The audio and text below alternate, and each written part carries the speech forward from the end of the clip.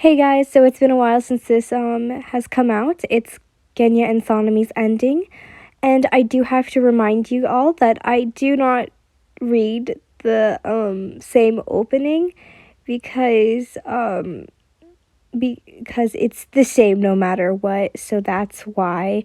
But I do have to give some warnings. There are some obsessive thoughts and hints of gore. Now, if you do want to remember the beginning of it, just go to Tanjiro's ending. It will be all there. But anyways, here we are. Your POV. I slowly walked towards the door that led to the exit of the basement. I continued walking towards the door, quickly and carefully. I wanted to hear any footsteps to see if there was anyone home. I stood there for 10 minutes and let out a sigh of relief as I didn't hear any.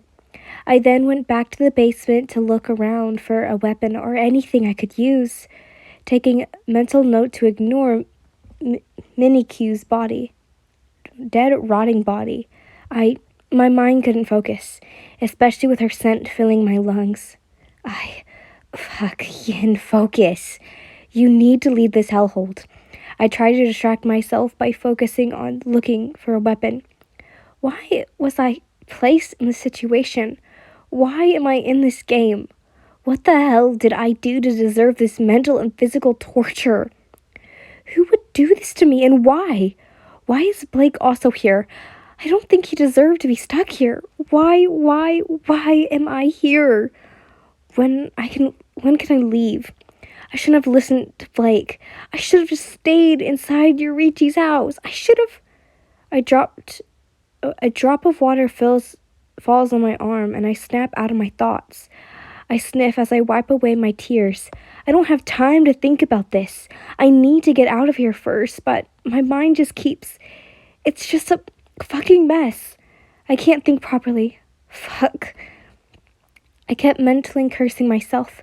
My thoughts were put to a halt as soon as I saw a rusty wrench on the floor. I quickly grabbed it and clenched it near my chest. Now all I need to do was to escape this fucking hellhole. I carefully walked up to the basement door. My tenderling hands clenched the door knob. I inhale and exhale before slowly turning the knob. I mentally thanked whatever was out there that the door wasn't cracky as hell. I slowly took a peek. My eyes widened as I saw Nezuko. I quickly hid inside the basement again. My breath hitched, as I wasn't expecting anyone to be home as long as she's been standing there. Thankfully, she wasn't looking to where I was. I could see her back. Where do I go now? I don't think I saw the front door where Nezuko is. I quickly took a peek to the opposite side of the hallway that had 3 doors near at the end. Fuck, I don't know where the outside... I don't know what's inside these rooms. It might be a dead end, but Nezuko is on the other side. But I don't know if I can trust her. God damn it. Fuck. Yin, why are you doing this to yourself? I mentally cursed as I walked towards Nezuko. My heart stopped in fear when she turned around. Her cheeks were wet from the tears alongside with her eyes that were red from crying. Her facial expression turned into relief, and she ran towards me and hugged me. My body trembled at the contact, not knowing what will happen next. She cried in my arms as soon as I stood there, froze. I'm so sorry. I'm so sorry. She sobbed. Soon she pulled away. He didn't harm you in any way, right? Her voice broke, and she could frantically look around my body for any signs of harm. No? I stuttered. Oh, thank God. She sighed with a relief. She then looked me dead in the eyes. You need to leave. He's arriving soon. You panicked as she started pushing my body towards what seemed to be their front door. I didn't know what to do. It all was happening too fast, but I let her push me towards the door. Leave now, she whispered. I stared at her for a moment.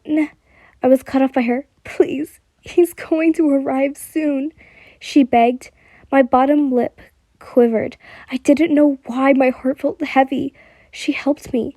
She's the one that got me into this mess. She... I was about to leave, but then I looked back. She's the same as me, a victim in his scheme. As soon as I turned away from her, I ran far away from that house. My heart was beating out of my chest as my legs trembled from the exhilaration. None of that mattered. None of the pain I was feeling mattered. All I was feeling now was to go to Yorichi's. I need to find him. Maybe he can help me. Where did he live again? I stopped in my tracks. I was left... Oh my god. I was left with going left, right, or straight ahead. Fuck, think, Ian, think. I mumbled. In a moment of panic, I looked to my left, trying to peek if there was a road was familiar. As soon as I took the peek, my eyes caught a familiar blonde. I quickly hid behind the wall and covered my mouth. Fuck, calm down, Yin. You fuck. Zenitsu. Just the thought of his name has my body trembling in fear. My breathing was erratic. My eyes frantically looked around for a place to hide. I managed to see a garbage tin next to me. It looked large enough to contain a body. I quickly walked towards it, slowly opening the garbage bin. It didn't have anything inside except for cardboard. I couldn't hear anything except the loud beating of my heart. Why is it so loud? Why is it so loud? Shut up, shut up! I slowly closed the lid. I was now inside the garbage bin, hoping that praying Zenitsu hadn't started looking around. Fuck, no matter how bad the garbage bin smells, it was better than getting raped or, no, killed. I don't want to know what he'd do to me. My trembling hands covered my mouth, trying to shut down any noise coming from my mouth. I could feel tears rolling down my cheeks as I kept quiet. Why is this happening to me? Why is this happening to me? Do I deserve this? Why? I could hear muffled noises from outside, but I never dared to move nor look to see what it could possibly be. I'm not putting myself in danger. I could hear noises getting louder. What is it? My heart dropped as my eyes widened. They were footsteps, growing louder, meaning someone. No, Zenitsu. He's probably found me. No, this can't be. I haven't even gone to Yorichi or Blake. No. Why are the footsteps becoming louder? Stop! Don't come here, please. Please don't. Just let me go. Creak. My body froze as I heard the sound of the garbage bins weighing open. As I felt a warm light of sun hit my skin. No. Yin? The voice of a familiar, the tone sounding so broken, sad, disrelief. My eyes slowly open and look up to see that familiar black buzz cut, that scar on his face that went from his cheek to the bridge of his nose. Oh, it was Genya? My voice croaked as I removed my hands from my muffling sound from coming outside my mouth. His facial expression was a mixture of shock, anger, and sadness. What are you doing here? His voice broke mid-sentence. I couldn't rely on no more tears rolled down my cheeks, my shoulders shaking as I let out incompetent noises. Oh God, thank God it was Genya who found me. Thank God. Aki, he shouted, calling Sanemi. I could hear his rushed footsteps. I couldn't properly see the expression on his face because the tears blurring my vision. He didn't utter a word. I could see his figure leaning inside the garbage bin. I flinched when I felt hands grabbing my arms. I'm not going to hurt you, Yin. I'm just helping you get out of this garbage bin, okay? He informed me. The tone of his voice was so soft, gentle. It's the first time I've heard his voice be so soft. Sanmi slowly pulled me out, and I intently wrapped my arms around his neck. I feel so safe with Sanmi and Genya. They wouldn't hurt me. They always helped me. They shouldn't do anything to me. Second person's POV. Sanemi's eyes widened a little as your hold on him got tighter and tighter. You trusted him. You trusted him. And that was something big. His eyes glanced at Genya. Genya nodded. The siblings seemed to have this non-verbal conversation. Why do you trust these two so much? Probably because they haven't done anything out of line. In your eyes, they were the ones who opened their door when someone who shall not be named broke into your apartment. The two of them made sure you were comfortable too, and never crossed any boundaries. There were a few slip-ups here and there, but come on, dear listener, just ignore it for the sake of these two. Sanemi could feel your body trembling. He didn't utter a word and just rubbed your back to comfort you. He could feel your bury your face in the crook of his neck. He didn't mind the tears and snot. After what you've been through, he knows you deserve the world. Ian, he whispered your name and pulled you away from the embrace slowly. Stay here with Genya. I'll look for the portal.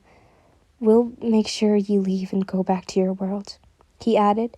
His tone was firm and sincere. You were confused before it finally clicked in your brain. You know that this is... Your voice trailed off as Genya answered your question. Yeah, we're aware that this is a game, he added.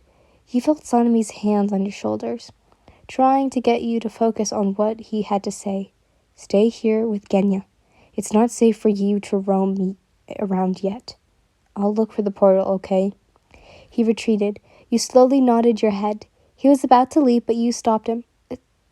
Thank you. You thanked him, but he only nodded before leaving. You are now with Genya. Since when did...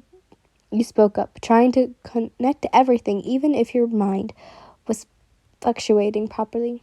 Since the beginning.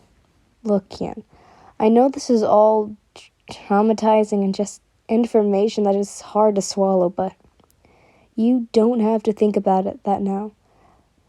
Akani and I will get you back to your world, where you'll be safe. Genya told you. You could only nod in response, still trying to process everything that was fucking happening. Meanwhile, it's not in the mall. It's not in the apartment building either. Fuck. Where could that fucking portal be?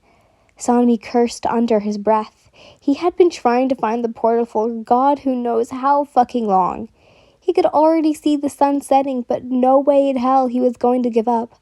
Besides, he felt reassured that Genya was by your side. He was about to go back to you and Genya, but he realized something. He hasn't gone to the shrine yet. Right, the shrine. It might be there. He soon headed to the shrine. Each step he took made him feel uneasy, like a gnawing feeling telling him to go back. But he brushed it off and continued walking towards the shrine. When he arrived at the stairs of the shrine, he looked up a little. The feeling of uneasy doubled. I have a bad feeling. That means it's probably here. Sanemi mumbled as he walked up the stairs. Nothing could prepare him for the sight he saw. His eyes widened as his hands trembled in anger. Fucking goddamn it! We should have redacted him first, he cursed, running towards the corpse of poor old Blake. Fuck. That fucking asshole. Moves on. I should have known he would do this first. He should have been the first one I redacted, he added. Not only was Blake dead, but the portal was nowhere in sight. And, oh God, that head under the tree, and that, Blake's missing leg is also... Fuck. Sanemi cursed again as he bit his bottom lip in anger.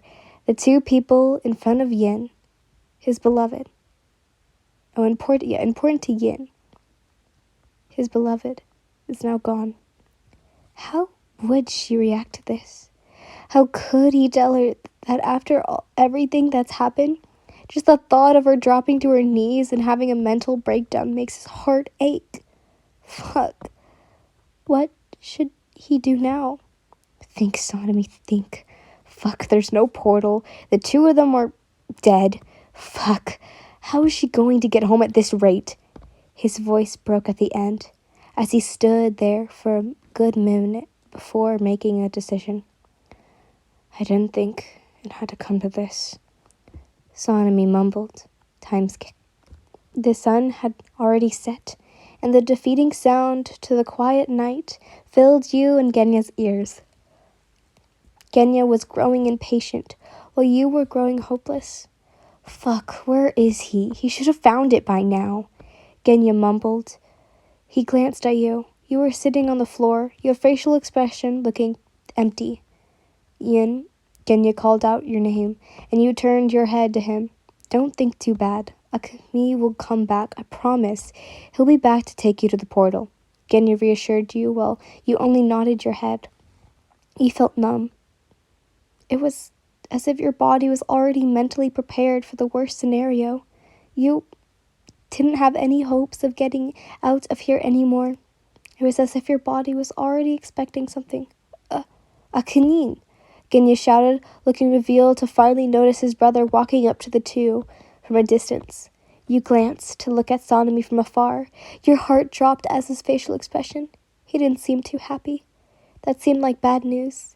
As Sanemi was near the two of you, Genya noticed that Sanemi had a new t-shirt and his pants were dirty, along with his arms. What happened? Genya asked. You soon stood up and walked towards him. Nothing. I just took a shortcut in the forest. Big mistake since I accidentally fell. It's fine, I'm not hurt, he replied, the tone of his voice monotone. Did you? You asked, the tone of your voice sounding a little hopeful. He shook his head into a no, and that sinking feeling at the pit of your stomach started to appear. It was as if your body already predicted that something bad would happen. You just weren't mentally prepared. I couldn't find the portal, unfortunately. He sighed. You let out a shaky breath. How about Blake? Any sign of him? And Daki? You asked. He shook his head no. I think the portal disappeared when he entered it along with Daki, he replied. A white lie. A white lie you clung onto. You believed because you trusted him. It gave you closure. That's fine with me. You looked up, trying not to cry and trying not to think that Blake had left you. Ian, Genya was cut off by you. Can I have some space? You asked. The two of them were quiet before Genya nodded his head. You soon walked away, trying to process your thoughts. You weren't far away to point out. They couldn't see you, just far enough to them to watch over you. Why would Blake leave her? I thought they were close, huh? Fuck. What do we do now, Aki? Genya asked. Because he didn't, Sanemi told him. Genya frowned his non-existent eyebrows. What are you? Genya was cut off by Sanemi as he leaned closer to him to make sure that he was going to say the only thing that Genya could hear. They're dead, Sanemi told him. Genya's eyes widened. Fuck, Nuzan? He asked Sanemi. He nodded his head. Fuck. Genya cursed. What did you do with their corpse? He asked. I buried them. It's the least I could do. Sanemi replied. So that's why you're all covered in dirt? Why did you lie? She needs to learn the truth, Genya suggested, to which Sanemi shook his head. No. She should believe that he's alive and well with Daki. Genya only stared at him. Deep down, he agreed with his decision. They didn't want to see you hurt, nor depressed. They knew that if you found out he was dead, you would break, and they both didn't want that. They wanted you to be happy, to be at peace. That's why Sanemi decided to lie.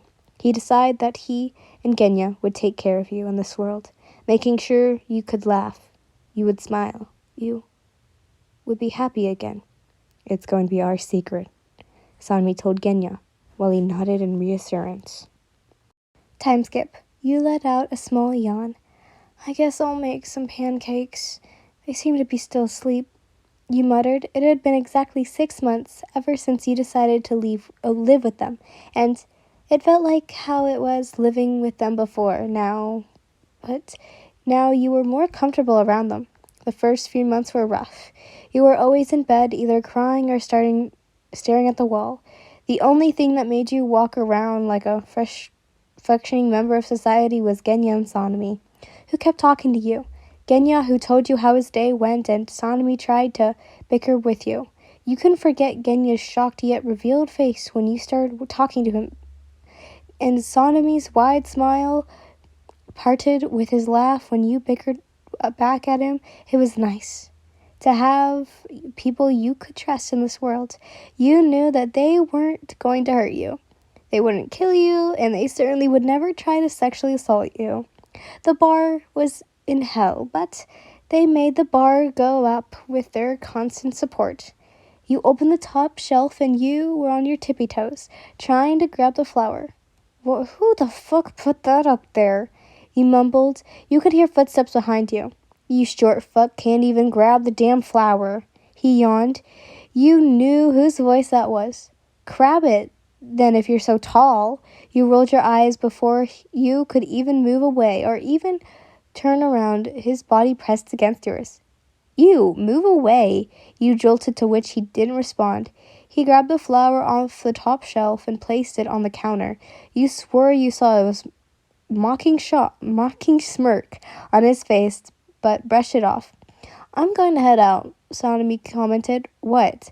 So does that mean I'm going to do all alone in this house? Genya's also going out. Can I come with either of you? You asked. Sanemi looked at you for a second. You could feel him about to say no. Please, I don't know, hang along. I won't be noisy anyway. I'm sure I won't hinder whatever the fuck it is you guys are doing, you added. There was a moment of silence before Sanemi spoke up. No, you can't, he replied. Your breath hitched. Well, then I can. You were cut off by him.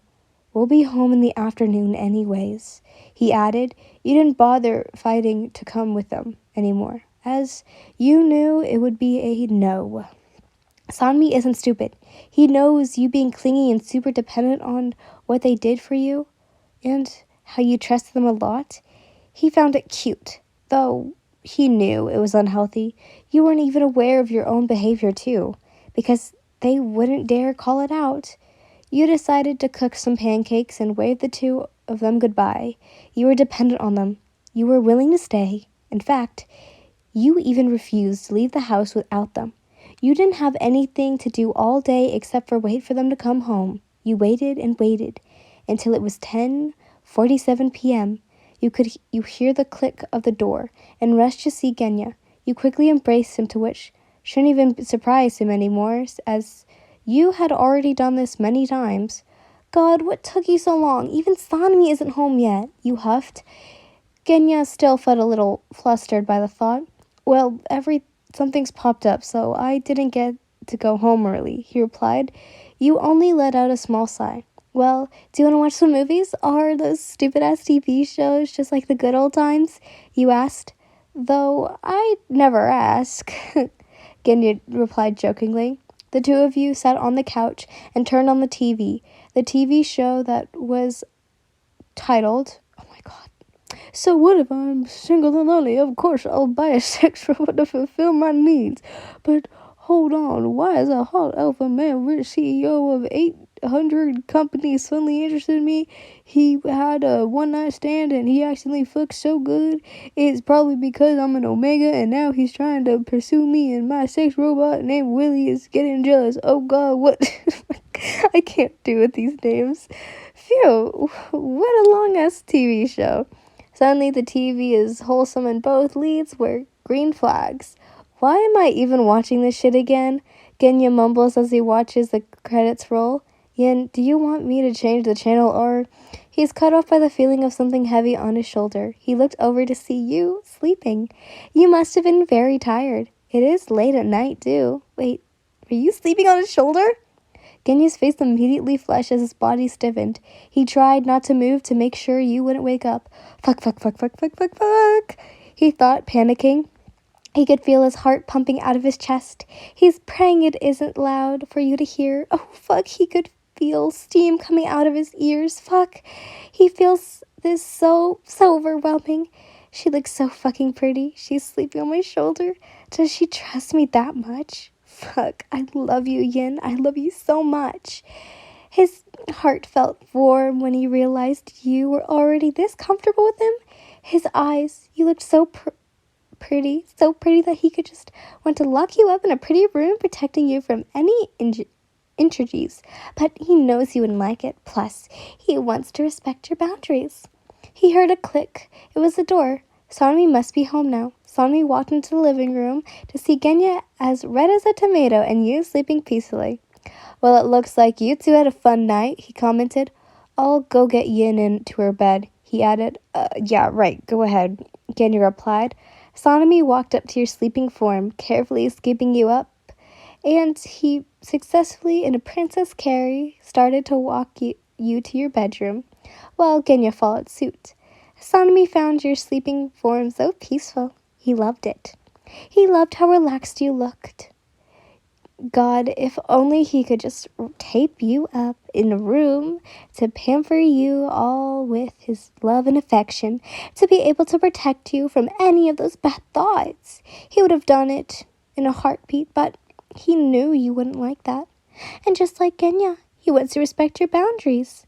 Sanemi carefully placed you down on your bed, his thumbs caressing your cheeks, and you groaned in response. He was a little surprised. He thought you were waking, but you didn't. The two of them watched you sleep for a moment before closing the door and let you sleep peacefully. Sanemi started walking towards the living room while Genya followed suit. Aki, do you regret it? He asked. Regret what? Sanemi asked. Lying to her, he added. Sanemi was quiet for a moment before replying. I do feel a little guilty, but... He turns to look at Genya.